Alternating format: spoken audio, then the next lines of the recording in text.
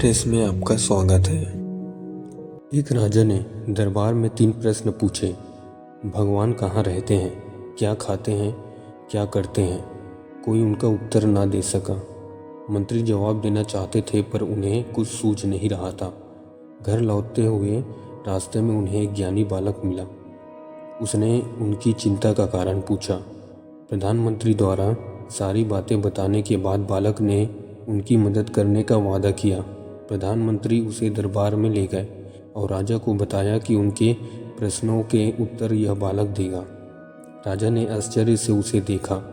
बालक ने कहा, मैं आपका अतिथि हूँ, पहले आप मुझको कुछ खिलाइए पिलाइए। राजा के आदेश पर बालक को एक कटोरे में दूध दिया गया।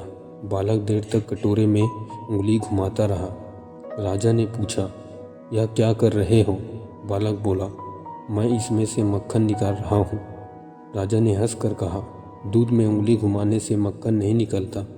इसके लिए दूध को गर्म करके जमाना फिर मथना पड़ता है।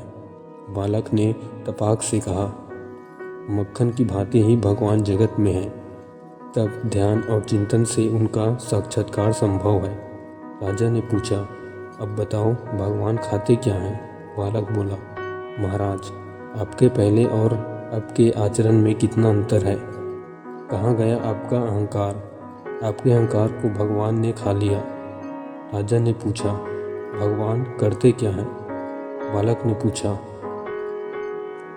यह आप गुरु बनकर पूछ रहे हैं या शिष्य बनकर?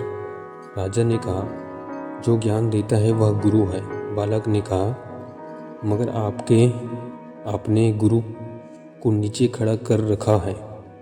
यह सुनकर राजा नीचे उतर गया और उसने बालक को सिंहासन पर बैठा लिया। बालक ने कहा, भगवान यही करते हैं, जब चाहे किसी को सिंहासन पर बैठा देते हैं और जब चाहे किसी को उतार देते हैं।